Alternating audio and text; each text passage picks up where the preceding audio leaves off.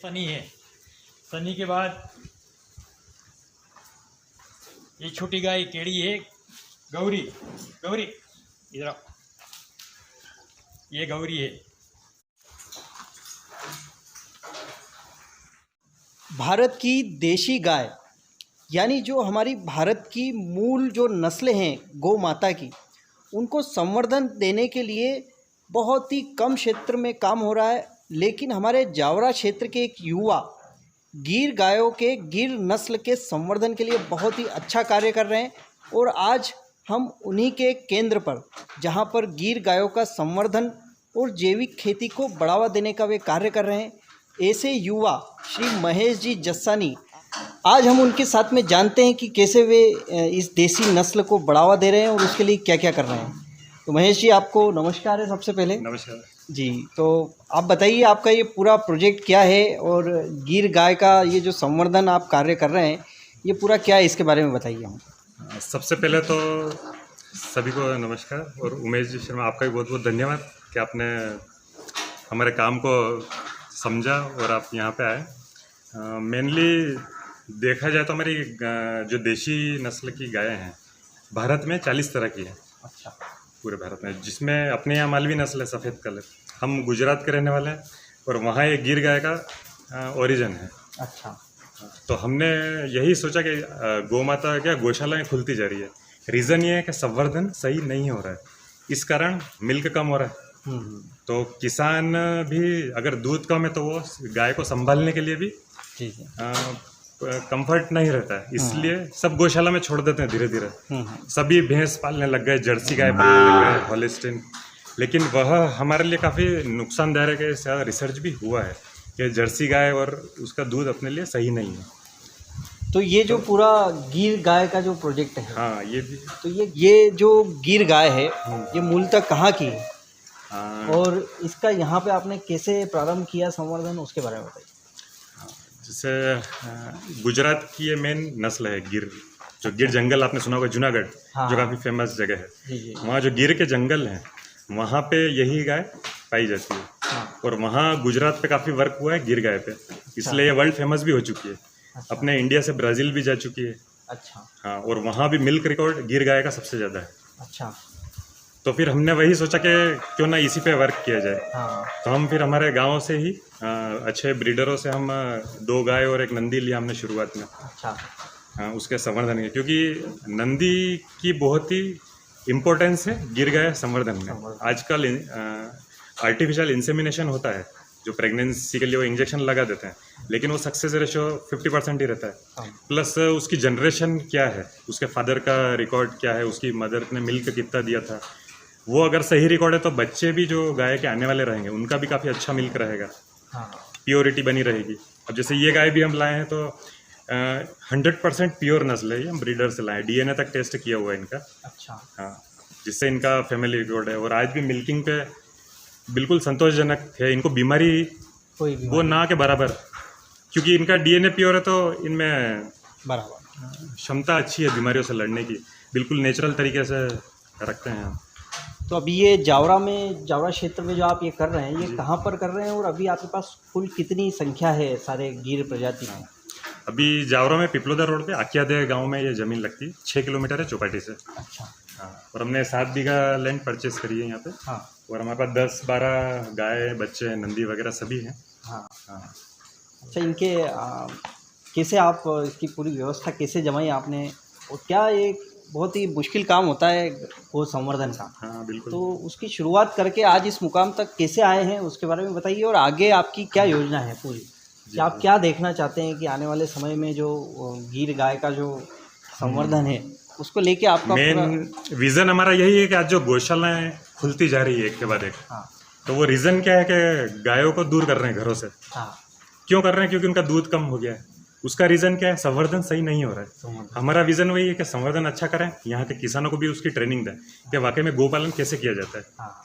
तो जिससे उनको मिल्क भी अच्छा मिले, जो गोबर मिलता है वो भी खेतों के लिए अच्छा है, क्योंकि आजकल खेतों की स्थिति भी बहुत गिरती जा रही है। केमिकल फर्टिलाइजर यूज़ कर रहे हैं, गोबर का खाद नहीं डाल रहे हैं, तो स्वाभाविक सी बात है मिट्टी की जो उर्वरक क्षमता है वो कम होती जा रही है। केमिकल का यूज़ बढ़ता जा रहा है, उस वजह से हमारे मानव समाज में भी बीमारियां इतनी बढ़ रही है कि रिसर्च में ये तक पाया गया है कि आज जो प्रेग्नेंट लेडी है, डिलीवरी के बाद जो दूध आ रहा है माँ का, उसमें भी जहर की मात्रा पाई गई है। हाँ।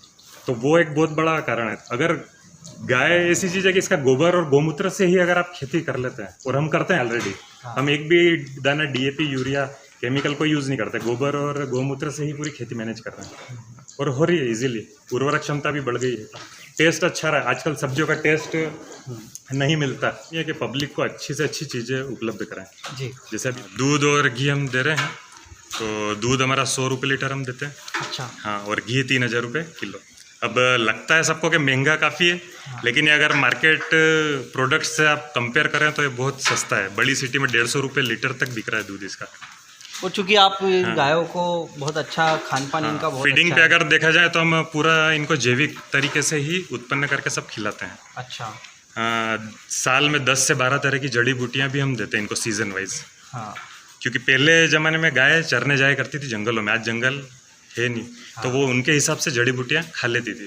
अभी हम मेनली अश्वगंधा, शतावरी, मुसली, जीवंती, फिर तारामीरा है, इस टाइप की कॉम्बिनेशन वाइज जड़ी बूटियाँ देते हैं, ताकि वो उनके हेल्थ के लिए भी अच्छा हो और अपना जो दूध और घी आ रहा है वो भी काफ़ी मेडिसिनल वैल्यू उसकी बहुत ही अच्छी। और कुछ पेशेंट है, कैंसर पेशेंट है, पैरालिसिस वाले हैं, तो वो हमसे ले जा रहे हैं, उनको रिजल्ट भी काफ़ी अच्छा मिल रहा है। यानी ये है कि कोई भी अगर अच्छा जड़ी बूटियों वाला दूध लेना चाहे तो वो आपसे संपर्क कर सकते हैं। जो भी जैविक खाद्य सामग्री वाला दूध, जो गाय खुद बिल्कुल ऑर्गेनिक घास, और घास भी काफ़ी स्पेशल है। हाँ, एक घास हमारे पास है जो गुजरात से ही हम लाए हैं, देशी वैरायटी है। हाँ। जिंजवा बोलते हैं उसे। वो एक बार लगा दो और 10 साल तक आप उसको काटा करो। अच्छा। बार बार उसको बोने की ज़रूरत नहीं है, उसकी मिठास भी काफ़ी अच्छी है और उसमें सभी पोषक तत्व अवेलेबल है। अच्छा। तो वो गाय बड़े चाव से खाती है, दूध का टेस्ट भी उससे बहुत अच्छा आता है। हाँ। और पहली बात है वो नेचुरल है। हाँ। किसी भी प्रकार का हाइब्रिड नहीं है। तो बहुत अच्छा महेश जी, आप इसी तरह संवर्धन का कार्य करते रहें, और आगे फिर हम आपकी जो और योजना विस्तारित होगी तो फिर हम एक बार यहाँ पर आएंगे और पूरा इसको जो है जैविक ग्राम को, जो आपका सपना है, संस्कृत, उसको हम सामने लेके आएंगे। बहुत बहुत धन्यवाद आपका। हमारे साथ श्री पुरुषोत्तम जी जस्सानी हैं, जो है बहुत ही जावरा के एक जाना पहचाना नाम है, तो वे भी इस पूरे कार्य में लगे रहते हैं। आइए हम उनसे जानते हैं। बाबू जी, आपको प्रणाम है सबसे पहले। नमस्कार। तो आपका ये पूरा क्या प्रोजेक्ट है, आप क्या सेवा कार्य कर रहे हैं, वो बताइए हमको। बस मेरा क्या था, बिजनेस था मेरा, पहले बिजनेस पे लाइन थी, सर्विस करता था मैं जी। मगर एज पूरी होने के बाद सोचा कि अब बच्चों ने कहा कि अब छोड़ो पापा है। हाँ। छोड़ने के बाद फिर मैं सोचा कि अब बैठे बैठे अपन क्या करेंगे। हाँ। तो बच्चों ने कहा कि पापा अपन गिर गाय लाते हैं, ओरिजिनल नस्ल अपन डेवलप करते हैं, संवर्धन केंद्र खोलेंगे। हाँ। और इस एरिया में कहीं भी देसी गाय ओरिजिनल कहीं है नहीं, अपने एरिया में कहीं भी। तो फिर हमने सोच के फैक्ट्री सेल आउट करके ज़मीन ली है 7 बीघा आकिया में, जावरा से 6 किलोमीटर दूर, और यहाँ पूरा शेड बना के गाय का ने ये नंदी ओरिजिनल लाए हम गुजरात से। 2 गाय लाए स्टार्टिंग में, 2.5 लाख की गाय, और एक नंदी लाया था 3 लाख का, 11 महीने का। अच्छा। आज उसकी वैल्यू है 8 लाख रुपया। अच्छा। एक श्रवण करके नंदी आया अभी, ये ब्लड लाइन से चलती सब अलग अलग। श्रवण करके आया, ये 5 लाख रुपये का आया नंदी। अच्छा। अच्छा। 8 महीने का, जो ये श्रवण है, ये श्रवण नंदी। तो इन सब के आपने नाम भी रख रखे हैं और सब आपको नाम से पहचानते भी हैं। हाँ, सबका नाम रखा है। मुख्य तो सबसे पहले तो ये बड़ा नंदी जो है, हाँ, सनी है।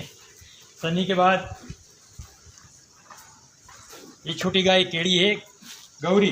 गौरी इधर आओ, ये गौरी है। गौरी के बाद ये गोपी, ये गोपी है, ये भी छोटी केड़ी है। इसके बाद एक खड़ा हो, रुद्र, ये छोटा नंदी है, रुद्र।